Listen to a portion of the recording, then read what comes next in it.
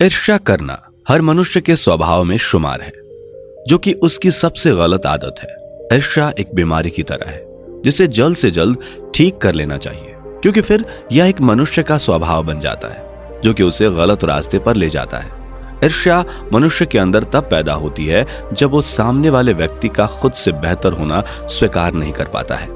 हालांकि हम सभी को ईर्ष्या करने की बजाय सामने वाले व्यक्ति की तरक्की से सीख लेने की जरूरत है, तभी हम अपनी जिंदगी में आगे बढ़ सकते हैं एवं तरक्की हासिल कर सकते हैं। आज की दुनिया में बेहद कम लोग ही ऐसे हैं जो किसी दूसरे की तरक्की से खुश होते हैं। ज्यादातर लोग ऐसे हैं जो कि नाकामयाब लोगों का मजाक उड़ाते हैं, जबकि कामयाब लोगों से जलन की भावना रखते हैं। वहीं ऐसे लोग अपने काम पर कभी फोकस नहीं कर पाते हैं और न ही अपनी जिंदगी में उस तरह से सफलता हासिल कर पाते हैं, क्योंकि ईर्ष्या मनुष्य को उसके लक्ष्यों तक पहुंचने में बाधा पैदा करती है और व्यक्ति का ध्यान भटकाती है।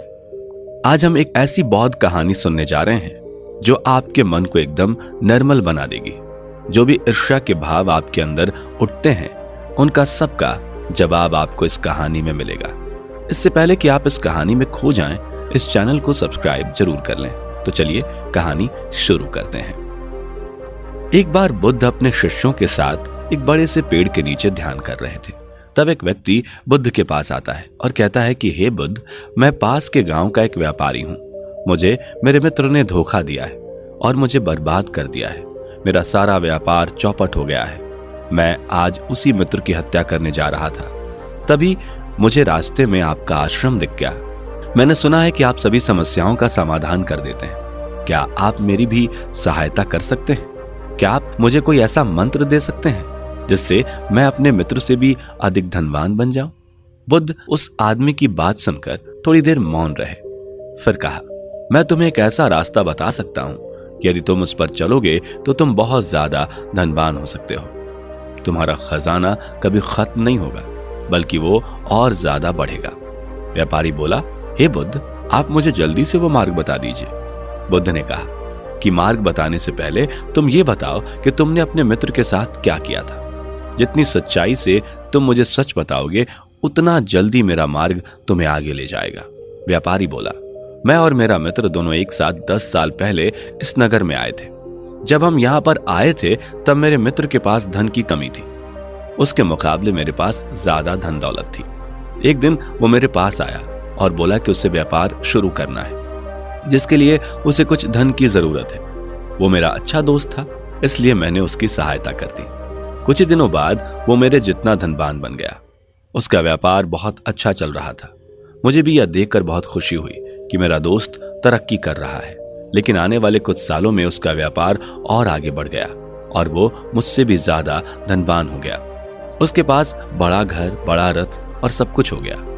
मुझे यह सब देखकर उससे ईर्ष्या होने लगी। मुझसे उसकी इस तरह की तरक्की बर्दाश्त नहीं हो रही थी। मैं नहीं चाहता था कि वो मुझसे अधिक अमीर बने। जब भी वो अपने रथ पर मुझसे मिलने मेरे घर आता था तो मुझे दुख होता था। मेरे दिल में सुई सी चुभने लगती थी।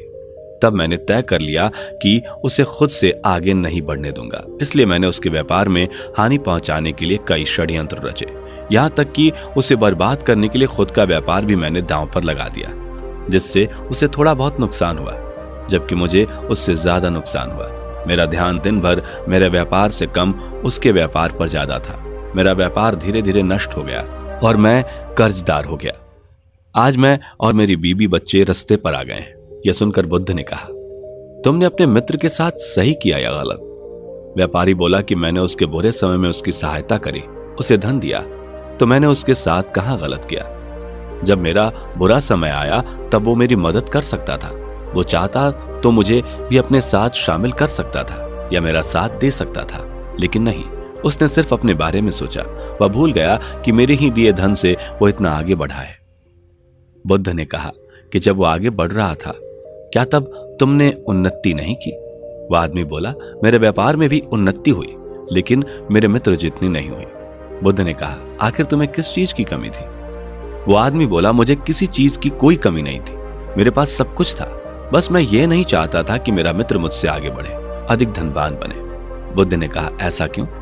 क्या इस दुनिया में तुम्हारे मित्र से अधिक धनवान कोई भी नहीं है? वो आदमी बोला, हाँ है। मेरे मित्र से भी अधिक पैसे वाले व्यापारी यहाँ पर हैं। तब बुद्ध ने कहा कि फिर क्यों तुम अपने मित्र से ही अधिक धनवान बनना चाहते हो? जो दूसरे व्यापारी इस दुनिया में हैं, उससे भी अधिक धनवान है, उनसे अधिक धनवान क्यों नहीं बनना चाहते? दरअसल हम हमारे से नीचे किसी भी व्यक्ति को जो हमारी दया का पात्र है, उसे आगे बढ़ता नहीं देखना चाहते।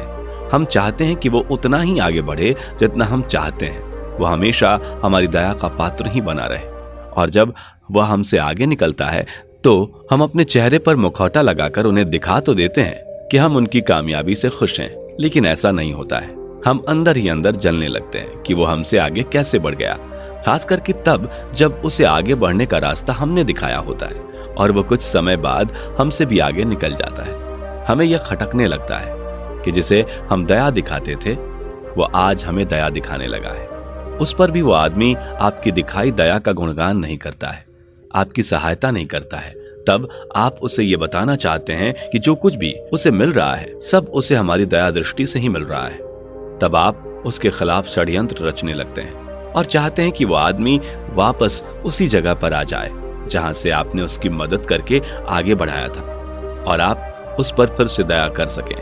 और इसी चक्कर में आप अपना सुख चैन सब कुछ छोड़ देते हैं। तुम चाहते तो अपने मित्र की उन्नति को सहनशील स्वीकार कर सकते थे और अपने व्यापार में उन्नति कर सकते थे। तुम में कोई कमी नहीं थी, तुमने खुद ही अपने व्यापार को बर्बाद कर दिया। वो व्यापारी बोला, बुद्ध, आप मुझे ये ना बताएं कि मैंने क्या गलत किया और क्या सही किया, बल्कि आप मुझे वो मार्ग बताएं जिससे मैं अपने मित्र से आगे बढ़ सकूं। बुद्ध ने कहा, इसके लिए तुमको अपना सब कुछ दांव पर लगाना पड़ेगा। क्या तुम तैयार हो? अगर हाँ तो मैं तुम्हें वो मार्ग दिखा सकता हूँ। वो आदमी बोला, हाँ मैं तैयार हूँ, मैं अपना सब कुछ दांव पर लगा दूंगा। तो बुद्ध ने कहा कि फिर जैसे मैं कहता हूं वैसे करो। तब तुम 1 साल में अपने मित्र से भी अधिक धनवान बन जाओगे और एक ऐसी संपत्ति के मालिक हो जाओगे जो कभी खत्म नहीं होगी। तुम सबसे पहले अपने मित्र के पास जाओ और अपना व्यापार शुरू करने के लिए उससे धन मांगो। आदमी ने कहा, तथागत, यह आप क्या कह रहे हैं? यह मेरे से नहीं होगा, मैं अपने मित्र से नहीं मांग सकता। बुद्ध मुस्कुराए और बोले, अगर तुम्हें वो धन दौलत चाहिए तो तुम्हें ऐसा करना ही होगा। जाओ अपने दोस्त से धन लेकर आओ और अपना व्यापार शुरू करो।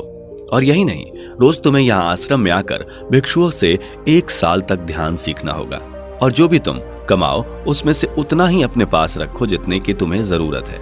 बाकी के धन का लोगों की मदद करने के लिए उपयोग करना और गरीबों में दान देना।